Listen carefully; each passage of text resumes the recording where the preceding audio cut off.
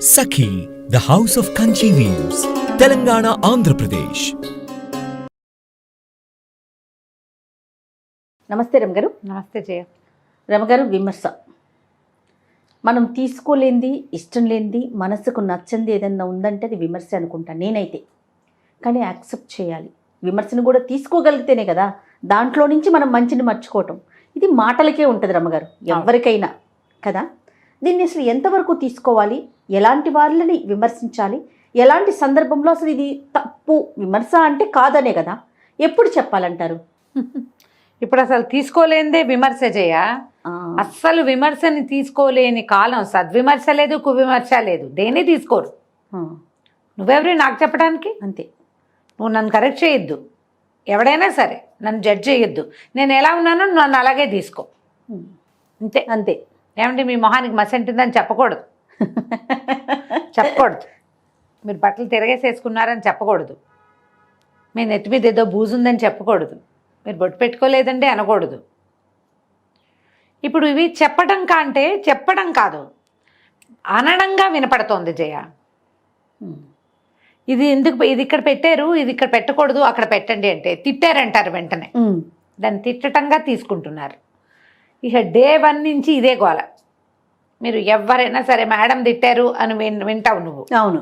తిట్టడం అంటే నేను ఏమిటంటానమ్మా నేను అది దాన్ని మీరు ఎప్పుడు దానికి చెప్తూ ఉంటారు. నేను చెప్పాను రా నాయన తిట్టలేదు చెప్పడం. ఆ చెప్పటాన్ని తిట్టడం అంటారు. నీకు బుద్ధి లేదా, జ్ఞానం లేదా, ఇలా చేస్తావా, నువ్వు మనిషివి కదా, కడుపు అన్నం తింటున్నావు, గడ్డి తింటున్నావా, ఇలాంటివి తిట్లు. అరే అది పెట్టారా, అది కాదు ఇది పెట్టాలి, ఇది చెప్పడం.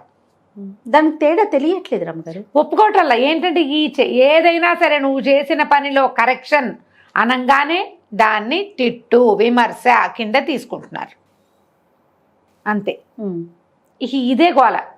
నీకు ఇది ఎట్లా అయిపోయిందంటే, మాకెవ్వరూ ఏమీ ఏ విషయంలోనూ నాకు చెప్పకూడదు, నా పిల్లలు చెప్పకూడదు, నా మొగుడికి చెప్పకూడదు, మాకెవరికి ఏం చెప్పకూడదు. అవును. కానీ నువ్వు చెప్పకుండా ఉంటావా? నువ్వు చెప్తావు ప్రతి ఒక్కరికి. ఈ మొత్తం గుంపు అంతా, ఇప్పుడున్న సమూహం అంతా, మన సమాజం ఎలా ఉందంటే, వీడేదైనా చెప్తాడు, ఏదైనా చెప్తాడు, ఏదైనా అంటాడు. ప్రతివాడును ఎంత వాళ్ళనైనా బూతులాడేస్తారు, ఎంత వాళ్ళనైనా విమర్శిస్తారు. నీ మొహం చూసుకో అద్దంలో అంటాడు, నువ్వు కోతిలా ఉన్నావంటాడు, ఇలాంటివి ఏవేవేవో అంటారు. కానీ వాడి చొక్కాకి రంగట్టింది అనే విషయం చెప్పినా సరే దాన్ని తీసుకోడు. అవునండి, అదే చూస్తున్నాం. సమాజం ఇట్లా అయిపోయింది జయ. అవును. దీనికి అసలు అంటే ఇదొక సరైన ఐడియా అవునో కాదో కానీ నేను దీంట్లో కూడా సోషల్ మీడియా వల్లే అనిపిస్తుంది జయ నాకు. అక్కడ తెర వెనక కూర్చుని ఎక్కడో ఉండి ఆ ఫోన్లలో ఏదైనా ఒక కంటెంట్ చూస్తారా, నచ్చితే నచ్చింది, నచ్చకపోతే అది కరెక్ట్ కాదనుకో, ఆ స్టేట్మెంటో ఇది కరెక్ట్ కాదు, ఇలా కాదు అని చెప్పగలగాలి. నీకేమో విషయమే తెలియదు. వీళ్ళు ఏం చేస్తారు, అవతల వాళ్ళ మీద ఏవో బూతులు ఆడేస్తారు, ఏవో వాగుతారు, వాళ్ళ కులాల పేర్లు ఎత్తుతారు. ఇది ఒక్కసారి చేస్తే ఒక ప్లెషర్ వస్తుంది జయ. ఎవరినైనా అనేటప్పుడు లోపల రకరకాల హార్మోన్స్ విడుదలవుతాయి. ఇంతకీ నేను మనం చాచి కొట్టినా అవతల వాళ్ళు మన ఏమీ అనలేదనుకో. ఇప్పుడు నేను నిన్నన్నాను అనుకో, నువ్వు నన్ను అంటావు. నేను స్క్రీన్ వెనకాల కూర్చుని నొక్కితే నేను ఉమ్మేసిందని అందరూ చూస్తారు. కొంతమంది అవును భలే చెప్పావు అంటారు, ఇంకొంతమంది ఉంటారు ఇలాంటి దౌర్భాగ్యులు. వాళ్ళందరూ అందరూ థంబ్నెయిల్స్ పెడతారు, తమ్ములు పెడతారు, దానికి థమ్సప్ పెడతారు కదా. వీడికి నేను మాట్లాడిన ఈ మాట, నేను చేసిన ఈ విమర్శ వాడికి కరెక్ట్. నెంబర్ 1. తనని సమర్థించే కొన్ని జనాలు కొంతమంది కనపడతారు. ఇక విమర్శించటమే పనిగా పెట్టుకుంటాడు వీడు. ప్రతి దాంట్లోనూ లోపం వెతుకుతారు. వేరేజ్ మనం ఎలా ఉన్నాము, మనకెవరు ఏం చెప్పకూడదని మనస్తత్వంలో మనం ఉండి ఇంకొకళ్ళ గురించి ఎవరి గురించో మనం మాట్లాడతాం. పోనీ కాదు రమ్మగారు, మీరు అన్నట్లుగా ఇది వ్యక్తిగతంగా నాకు నచ్చలేదు అని డైరెక్ట్గా ఆ పర్సన్కి చెప్పటం వేరు, ఆ పర్సన్కి ప్రపంచానికి చాటి చెప్పేస్తారు. ఇందులో ఎవ్వరు మొహం మీద చెప్పగలిగే వాళ్ళు ఉండరు.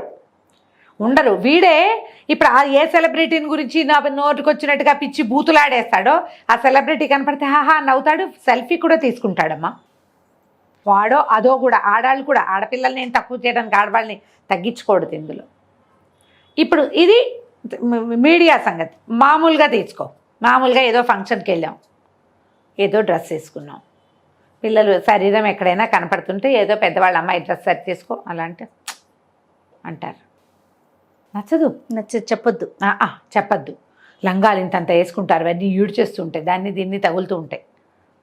చున్నీ నేల ఈడ్చినప్పుడు చెప్పినా కోపం వస్తుంది జయ. ఇప్పుడు అవును, దాన్ని అమ్మ ఇది చెప్పటం కదా, అనడం కాదు. ఇది ఆ చెప్పటానికి అనటానికి ఉన్న ఆ తేడాని మర్చిపోయాం మనం. అవునండి, ఎంత ఇబ్బందికరంగా ఉంటుందో జయ.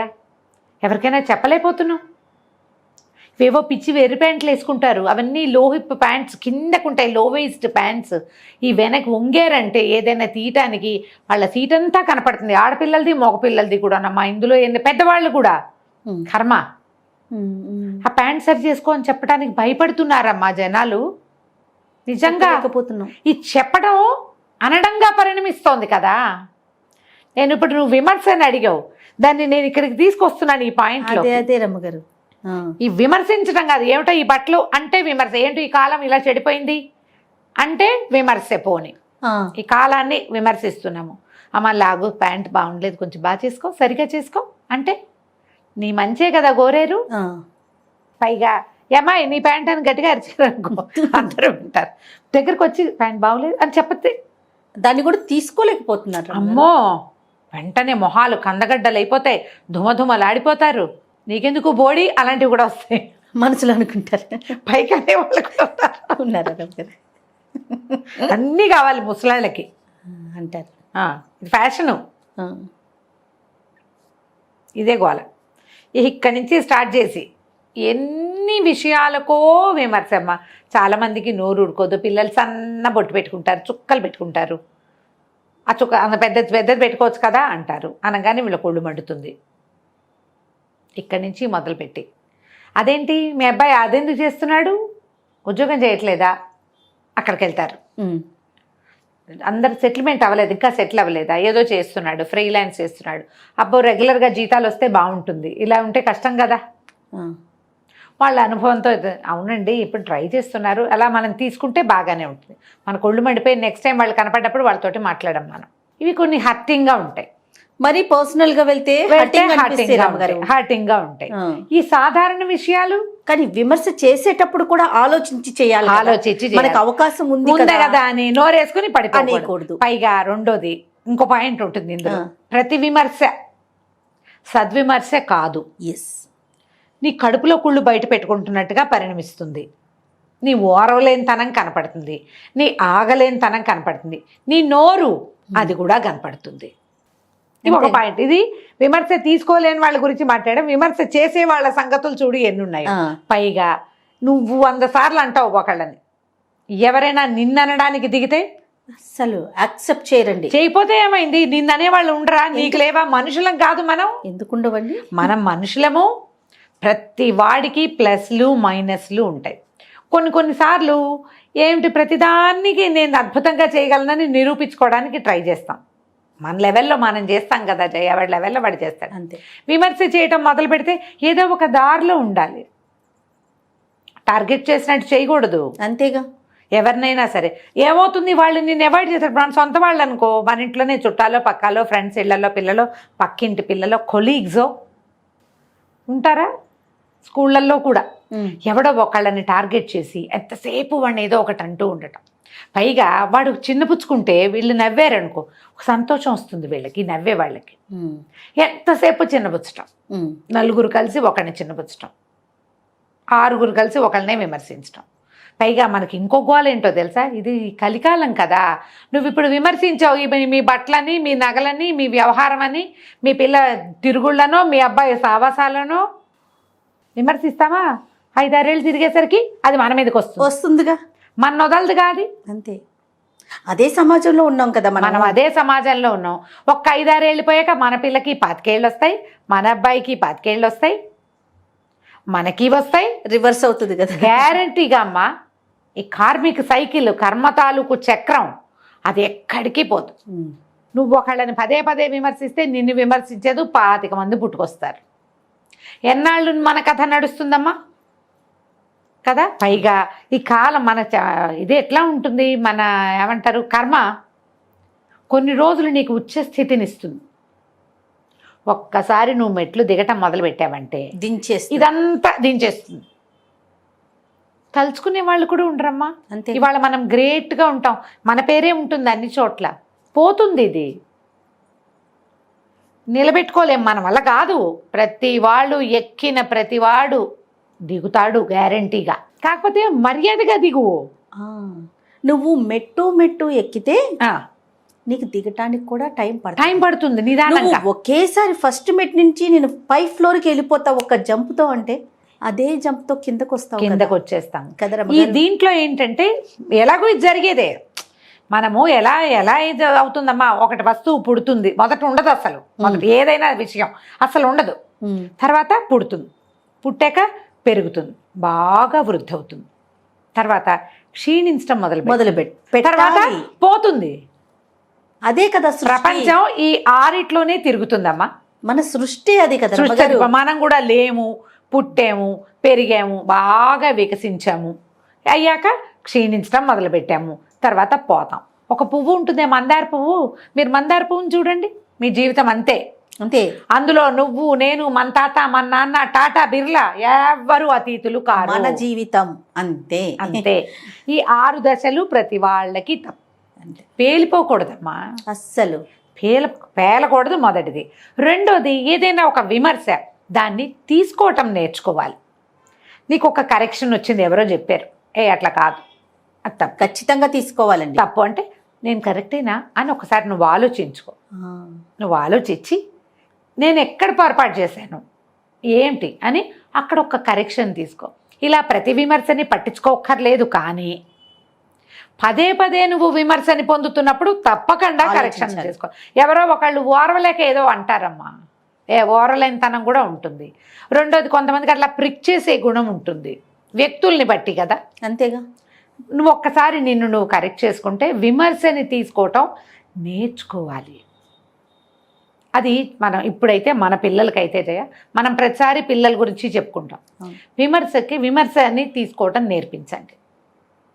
ముందు మీరు తీసుకోండి. మా ఈ పిల్ల డ్రెస్ బాగుండలేదని కానీ, లేకపోతే ఈ పిల్ల ప్రవర్తన బాగోలేదని కానీ, అదేంటి అట్లా చేస్తోందని కానీ, ఎవరైనా అంటే కోపం తెచ్చుకుని నా పిల్లని అంటారా అని చాలామంది ఇదివరకు నేను చూసేదాన్ని, పిల్లలే కొట్టేస్తారు. అనిపించుకోవద్దు, కసిరించుకోవద్దని చెప్పానా అని కొడతారు, కానీ కరెక్ట్ చేయరు. 2 పీకండి పర్వాలే, మీ పిల్లలు మీ ఇష్టం, మేమేం కాదనం, కొట్టమని చెప్తున్నారా అని అడగ. మీకు మీ ఫ్రస్ట్రేషన్ తీరాలి కదా. కానీ ఏ విషయం మీద పిల్లలు విమర్శని తీసుకోవాల్సి వచ్చిందో దాంట్లో కరెక్షన్ ఒక్కసారి మీరు కనుక చేయటం మొదలుపెట్టారంటే పిల్లలు విమర్శని తీసుకోవటం మొదలు పెడతారు. విమర్శ చేసేటప్పుడు అది వాళ్ళకి అవతల వాళ్ళకి ఉపయోగపడేలాగా, వాళ్ళు ఒకదాన్ని కరెక్ట్ చేసుకునేలాగా, వాళ్ళకి సహాయం చేసేలాగా, వాళ్ళకి ఆటే నొప్పి కలిగించకుండా ఉండేలాగా విమర్శించడం ప్రాక్టీస్ చేయాలి. అంటే ఏమైనా అనుకుంటారేమో, పోనీ విడిగా పిలిచి చెప్దాం, నలుగురు ముందు అనద్దు, విడిగా పిలిచేద్దాం, ఇలా ఆలోచించండి. విమర్శ తీసుకునేవాళ్ళు అవతల వ్యక్తికి ఎంత వెయిట్ ఉంది మొదట, తర్వాత నాలో ఎంత తప్పు ఉంది, ఈ 2 పాయింట్లు ఎప్పుడూ అవసరమమ్మా. ఈ 2 పెట్టుకుంటే జీవితంలో హాయిగా ముందుకెళ్తాం. దీనికి బేస్ ఏంటంటే be positive. Yes, be positive. విమర్శించేటప్పుడు బీ పాజిటివ్, విమర్శ పుచ్చుకునేటప్పుడు బీ పాజిటివ్. ఎస్, ఆలోచించండి. డెఫినెట్గా ఆలోచించాల్సిన విషయం రమ్మగారు. నమస్తే. నమస్తే.